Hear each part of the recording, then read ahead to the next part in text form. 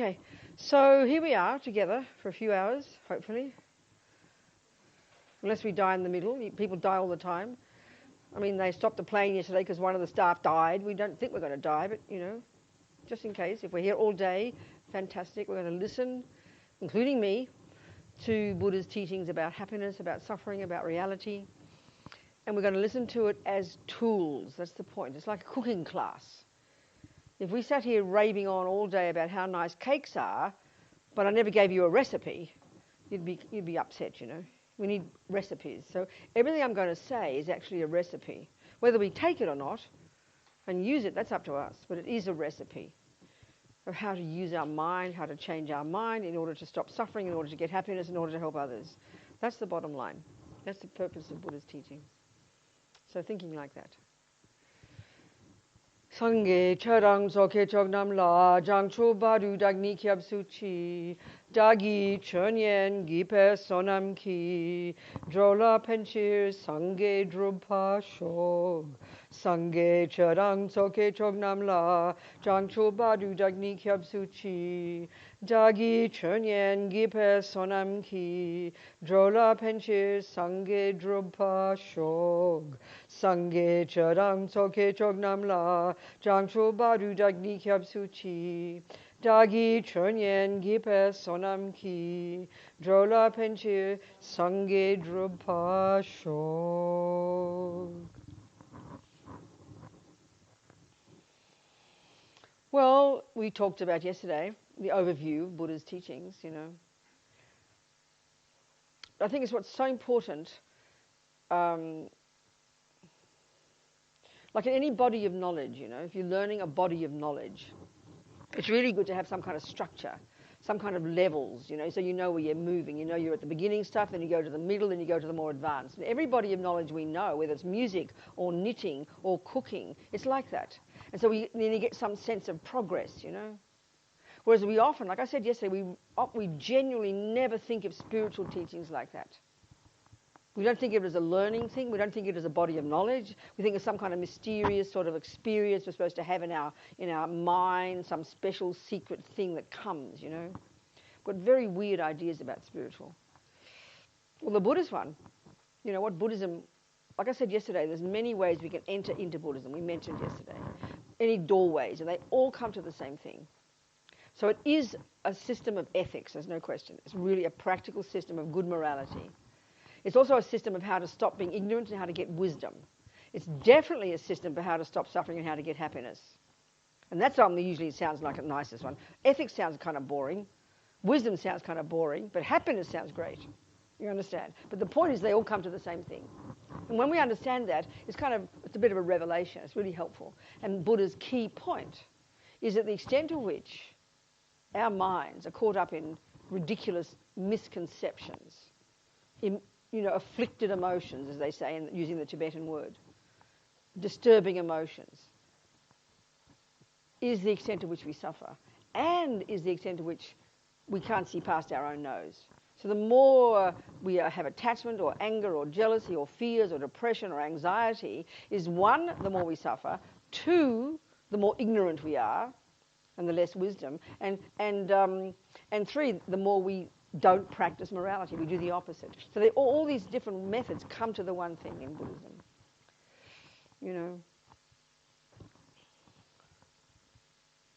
And then it's presented in a nice, orderly way. So, like as we know, the Tibetan term, especially the Gelugpas use it, the Lam Rim. Each of the traditions has their own way of labeling the teachings of the Buddha in this nice, progressive, orderly way, a gradual path. Well, that's a really good term in English. I don't know how you use it in German. But, we have grade 1, grade 2, grade 3, and then eventually you graduate. You achieve the result, That's such a helpful way to think about it. And that's the meaning of the word Lam Rim. So like we said yesterday, the essence of there's 3 stages, like junior school, high school, university. It's a really easy way to think about it.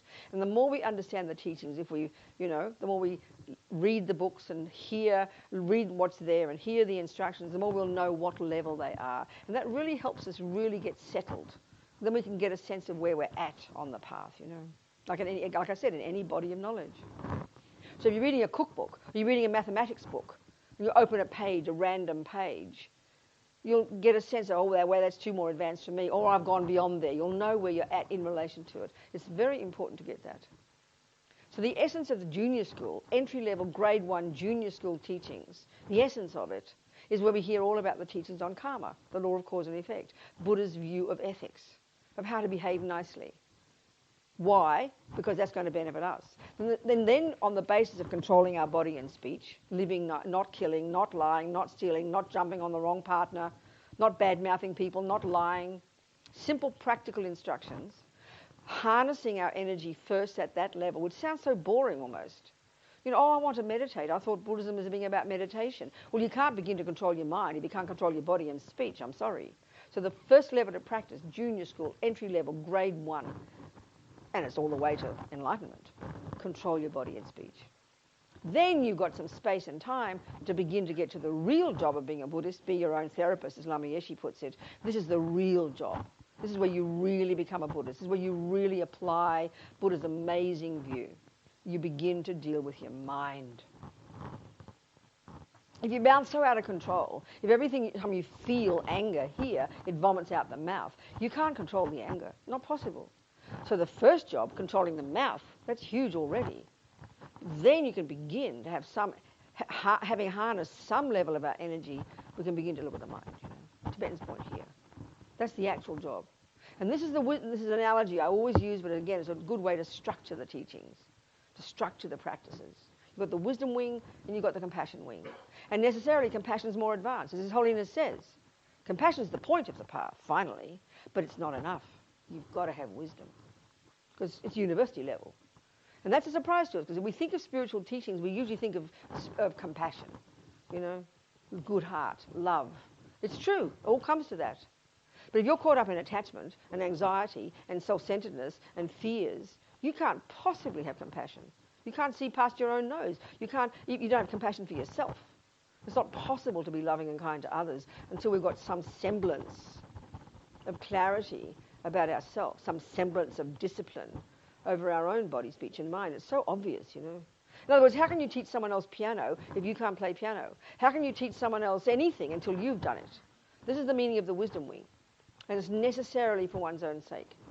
So that's where all the nuts and bolts of Buddha's teachings are. All the extensive instructions about the Four Noble Truths, about karma, about the mind, which is the stuff of Buddhism. That's all presented in the wisdom wing. And then how you help others on the basis of that, that's the compassion wing.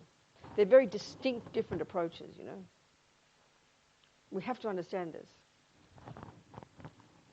So the bottom line for the Buddha, as we said yesterday, the essence of it is expressed perfectly in the word Buddha.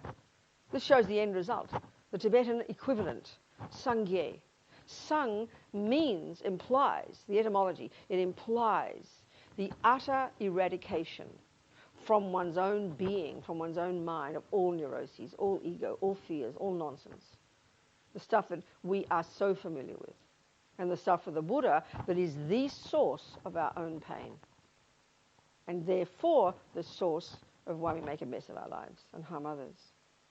So the Buddha has found, from his own experience, from his own hard work, that this stuff is not at the core of our being. This is Buddha's amazing, outrageous finding. This is so shocking, actually, if we speak just in ordinary psychological words, which is what Buddha's on about. It's such a shocking concept. You go to any therapist, you look at any system of neuroscience, you talk to psychiatrists and psychologists in our modern understanding of the brain and the mind. No one has a view. There's no view that says you can rid the mind utterly of ego and fears and attachment and anger and jealousy. That's seriously mentally ill to assert that in our world. So we hear it in Buddhism, and then because it seems so mysterious, we just think, oh yeah, that's religion, you know.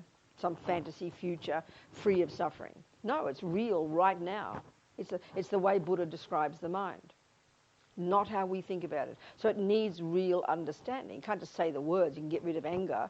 If you can, you better know what anger is, so you know how to get rid of it. That's the job, you know. And then Gye, Sangye, Gye implies this is really the compassion wing, the development to perfection of all the goodness. So the first one is getting rid of all the rubbish, And the second one, Sangye, Gye, is developing all the goodness. So it's a really simple concept. Deceptively simple.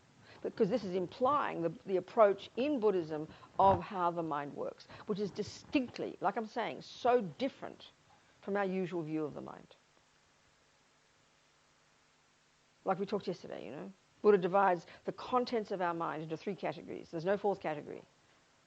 Neurotic, ridiculous states of mind, valid, reasonable, virtuous, positive, beneficial states of mind, and then the mechanics of our mind, like concentration, good memory, lots and lots of these that enable us to do whatever we do, whether you're a murderer or a meditator.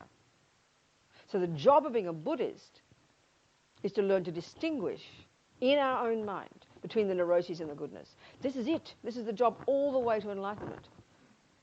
This is it. This is the job. So that means we have to know what he means by the mind, and we have to know how to distinguish a neurosis from a virtue, a weed from a flower. This is the Buddhist approach. This is not how we think in our culture. The other thing that's radically different about this, of course, our view in the modern world, psychology, when we talk about we've got problem, we know we've got anger, we know we have jealousy, we know we're anxious, we know we're depressed, but we're very convinced the causes are out there. This is completely normal. The world lives this way. This is what's called samsara. This is the samsaric philosophy, basically. And dogs and ants and monkeys do it as well. This is the deluded view, the deepest deluded view in the mind. You feel anger? Yes, I'm angry. Why then? So we look back into the past trying to find a needle in a haystack. What was the cause of Robina's anger? Well, her mother must have hit her. Her daddy must have done this. Or it's in her genes or DNA. So then when we find that cause, we then think, oh, phew, off the hook. It's not my fault. I'm angry because of this. I'm jealous because of that. I'm happy because of this. It's dualistic. Of course, the external world plays a massive role. Buddha doesn't disagree. But his point, it's so outrageous, it's so shocking actually, is the main source of my happiness is my own capacity for happiness, my own joy, my own positive qualities. And the main source of my suffering is my neuroses. These words are so simple, they're not complicated. But to actually internalize this is the difficult job, the most difficult job we will ever do. But that's the job, essentially, of being a Buddhist. So if it's true, the neuroses are the source of my pain, and I don't want pain, I'm sick of suffering, then I have to learn how to identify them. It's very clear. And if my virtues are the source of my happiness, I have to know how to identify them. And then in order to do the job of ridding the mind of the rubbish and growing the goodness, you've got to learn to be a good gardener. You've got to know what is a weed, how you identify it, and what is a herb and a flower, how to identify it. So you then know how to do the gardening. It's really not complicated, but it is difficult, only because we don't think of it this way now.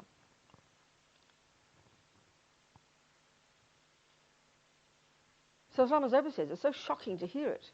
The vast majority of all humans on this planet have absolutely no idea that what goes on in their mind plays any role at all in their lives. And not only do we not realize what goes on here plays any role, we don't even know what goes on in here because we're addicted to the outside. It's the nature of samsara. It's the nature of this sensory being that we are. We live through our 5 senses. I mean, we identify the world out there as life. It's out there. And I'm this kind of bereft, strange, empty being plodding through life, looking for something out there to fill me up. This is how we live our lives, This is samsara. Join the universe. We're all in it. So being your own therapist, as Lama Yeshe says, sounds cute. Sounds like really good marketing. It is good marketing, but it's absolutely true. It's the actual job, of being a Buddhist. Actually, Lama said, be your own psychologist. He didn't say therapist, but I keep saying that one. Be your own psychologist. That's the job of being a Buddhist. Excuse me.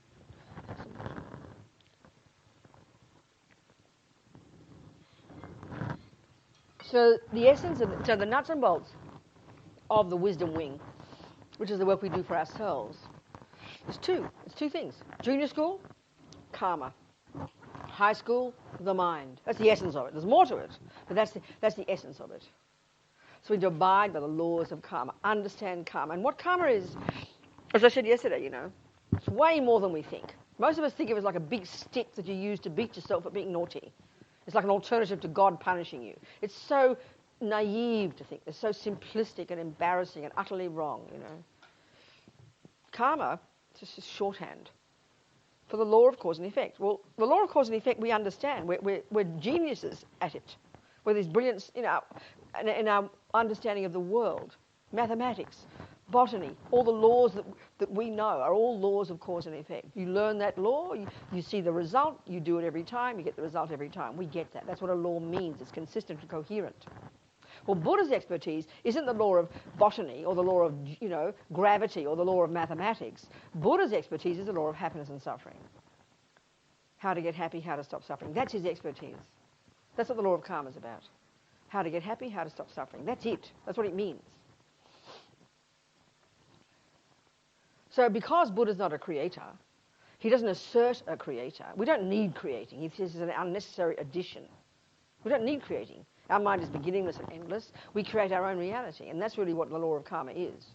It's just a way that everybody's life, karma, the law of karma, plays out in the minds and lives of all sentient beings. Like the law of botany plays out in gardens, doesn't it? It's a way of saying it. What a garden is the product of the law of cause and effect called botany. Well, what lives are, individual lives of the ant, the monkey, or the human, is the product of the law of cause and effect playing out in that mind, created by that mind.